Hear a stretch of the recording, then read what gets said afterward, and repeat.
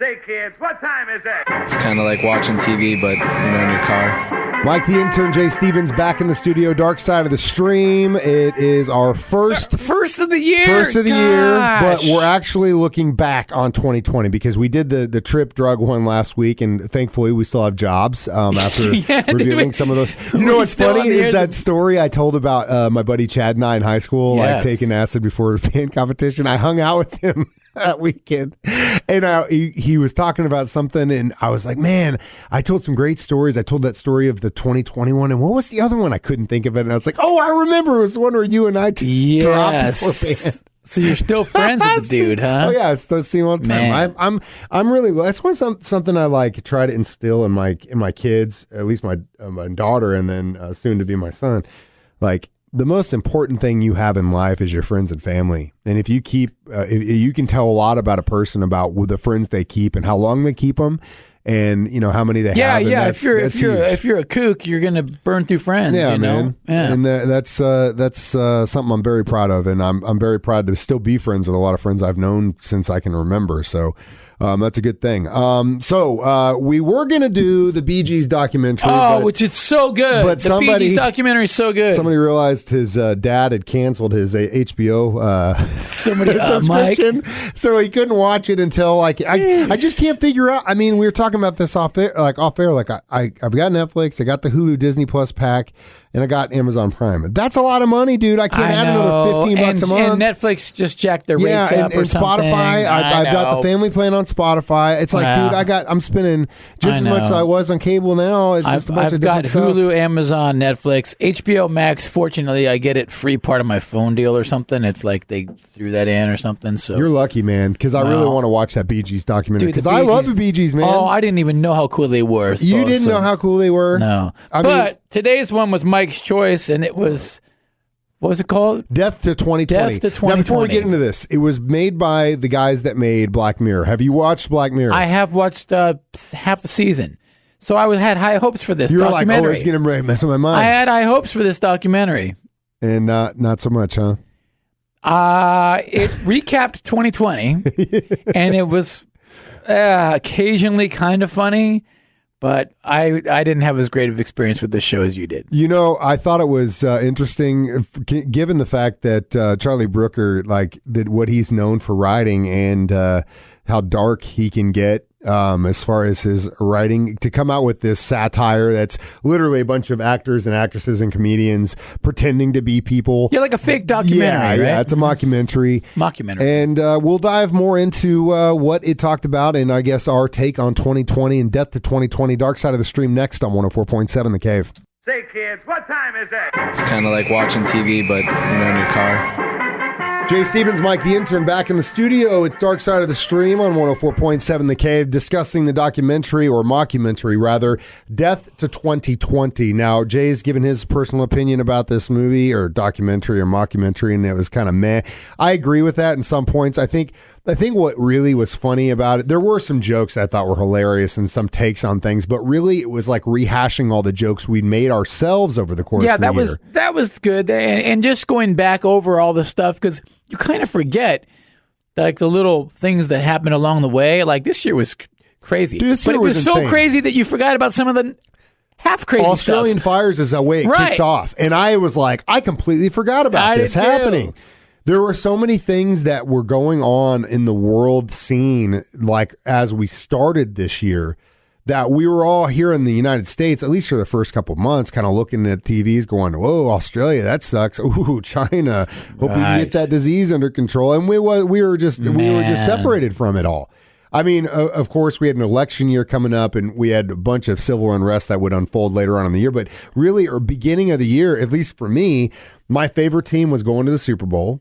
And everything else was just like I had a kid on the way in a couple months, getting ready for that. And it was business as usual. And I was going to Hawaii. I went to Hawaii, and all the world just literally fell apart while I was out there. And we're like, I don't know if Jay's coming back, guys. Yeah. I had to bump up my trip early to make it back here. But I'm glad you made it back. And and I think that's what this documentary was about, was just kind of a rehash of what had happened. A lighthearted look at just the madness that we ensued.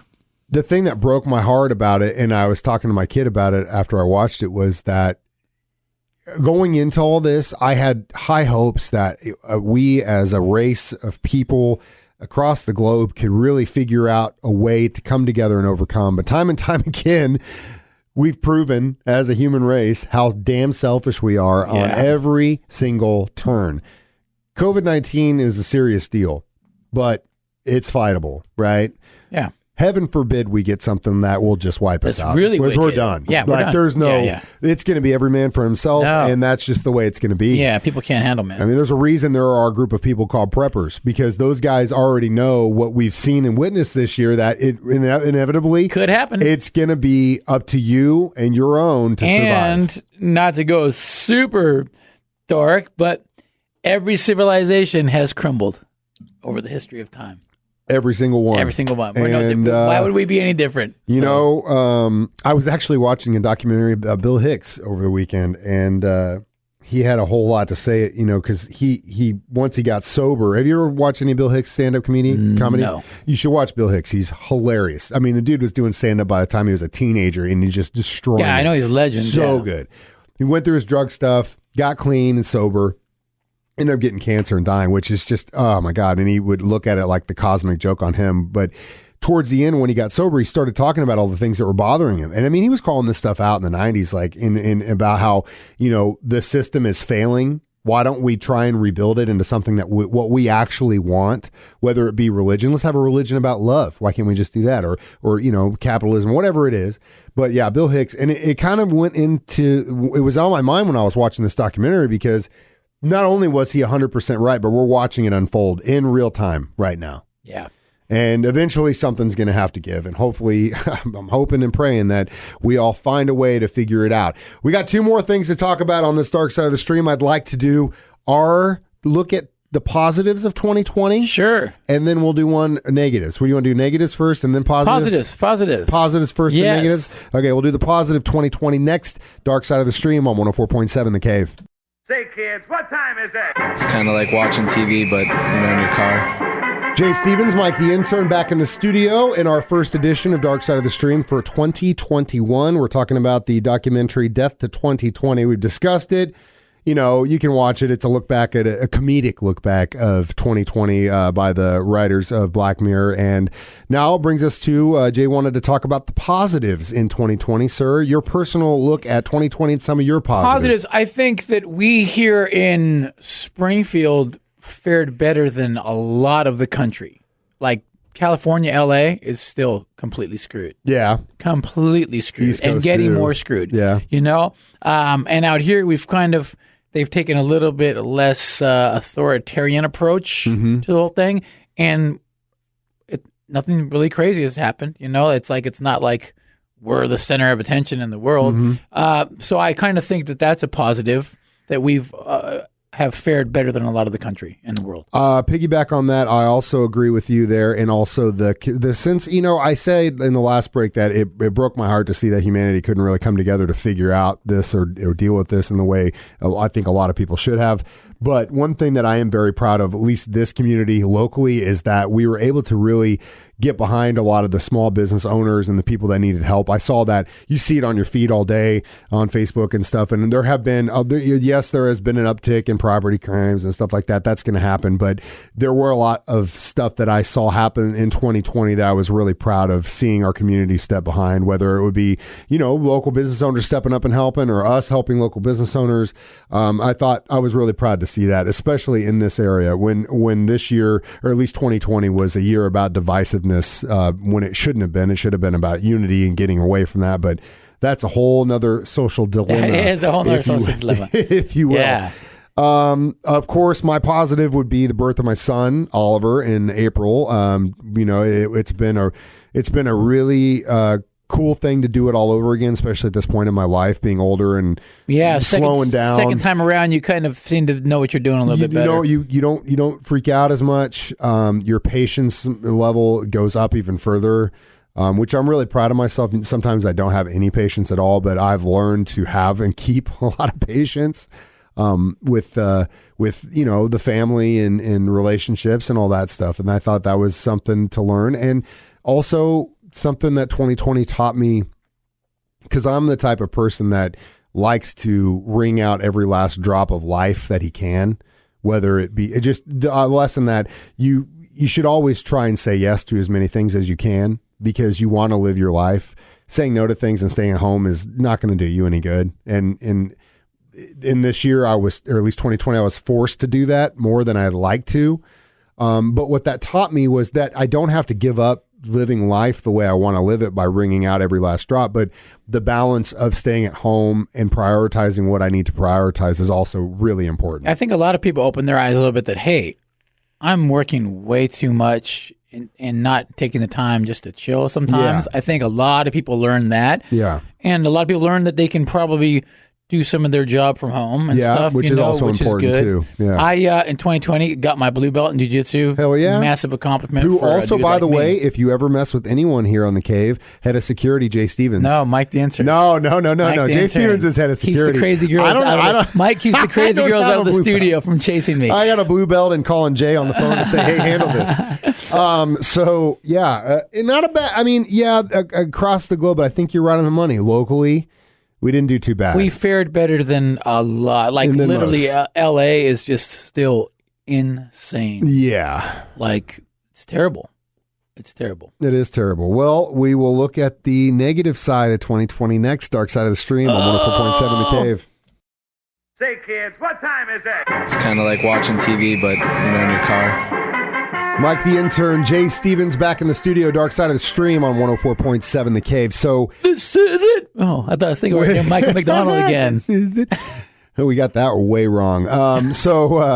Anyway, Jay wanted to do the good news first. Now it's time for the bad news. So what some of your negative 2020s? A lot of divisiveness. Yeah. Like, even just like with the whole mask or not mask, like, I'm kind of a rule follower, although I maybe don't appear to be. I try to be kind of a rule follower. So if the store wants me to wear a mask, I'll put a mask on. Whether I personally believe in the mask or not, I don't know, but I'll put it on. You want me to go in your place of business? I'll put a mask on. But then you'll see people, no, I'm like, nah. It's their business, man. Just make them feel comfortable. Just put the mask on. So I just put it on, but you'd see people not do it still. I was taught a lesson a long time ago by a guy who said to me that there are times in life where you need to learn how to march just as much as you need to learn how to fight and when to do both. Because pick and choose. You're right. We might not agree with it, but the kid watching the door at Walmart, right? He didn't write that policy. He's just getting. He's doing doing his what job, he can to feed his family or pay for a rent or whatever it is. So out of respect, and that's not the fight you want to have. Yeah. If you ever get a chance to get in front of the Walton family and you want to say your piece, then that would be the time to do it. I guarantee you're not going to get that. But that's not the time or place to do it. And you throwing a temper tantrum in the store is not the place to do it. I would see that happen, and I'm like, come on. Sometimes you need to learn when to march and when to fight. And that doesn't mean giving up your ideals, but again, understanding the situation and what it is you want to accomplish in that situation. It's out of respect. If I go to your house and you say, hey, we don't wear shoes in the house, fine, no problem. Take your shoes off. I'm like, no, man, you can't tell me what to do, bro. Come on. I'm going to take my shoes. That's respect for your place, man. Exactly. That's a really good way to look at it. That was just one thing that I would see that, you still see it from time to time, too. It's like, really, there's way bigger fish to fry than respecting somebody's choice. I miss people, I'm out I used to be. I know we do them every other week, but like I would do my veteran lunch every week. I do internships every week, having to kind of piggyback them every other week now just to kind of keep it low and keep it as safe as we possibly can. But I just miss people, man. I miss running into people. I miss high-fiving people. I miss giving hugs to people.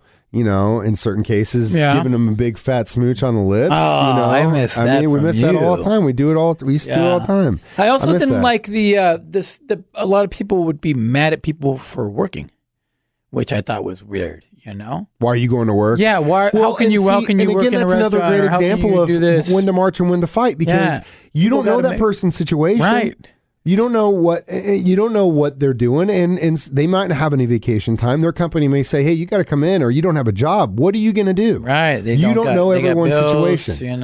So I didn't like seeing that either. Yeah, there's too much divisiveness, and I agree with that 110%. So maybe 2021 will be a year where everybody's not just a little nicer to everybody. Gain some patience. Learn to breathe. Show a little respect. Show some respect. One thing about 2021: have you looked up the Nostradamus stuff for 2021. Not to go down a rabbit hole here in our final segment, but Nostradamus 2021 don't sound that much better. Really? Oh, man, yeah. I always thought that if he actually was seeing visions, because it's all hearsay. It's all kind of interpretation. The way it's written, yeah. and you can say, "Oh, yeah, that means the two towers," or whatever it is. You can look at it the way you want to look at it.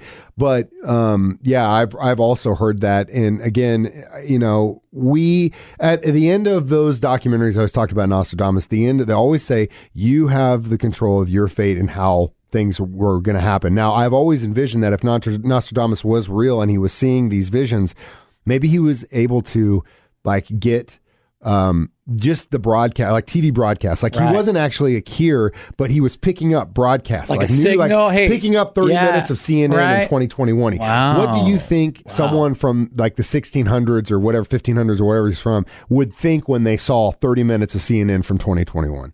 You would be like, oh my God, the world's ending. Demon sorcery. Yeah, it's over. It's over. This is just bad. So the one thing that on the Nostradamus thing that was weird for 2021 is talks about this planetary alignment of Pluto and Saturn and says that that's going to be like, I think when California has a big earthquake or something. And they fall into the ocean. And they're saying that when that planetary alignment hits is November 25th, 2021. So who knows? But he also talks about, it's like Maynard said, he also talks about when after the civilization would dealt with something so gnarly, which basically could be coronavirus, the next year is even more gnarly. I don't know, man. I mean, it is what it is. Believe what you want, but it's interesting. You never know, man. I'm not telling anybody this is truth or not. I'm just saying, check it out, man. Yeah, well, check it out if you want to go down a rabbit hole. Guys sent me some really crazy stuff. And if you have any problems, don't forget to check in with our head of security, Jay Stevens. Mike the Intern. We'll field all calls. Yeah, right. All station complaints to Mike the Intern. Yeah. Okay, I'll get you with head security. Just 1 second. If it really does go down even further down the toilet, just remember, have respect, be patient with each other, and love your fellow man. There Respect. We go. Aretha said it best. RESPECT. And listen to some rock and roll. And some soul music, too. This has been Dark Side of the Stream on 104.7 The Cave.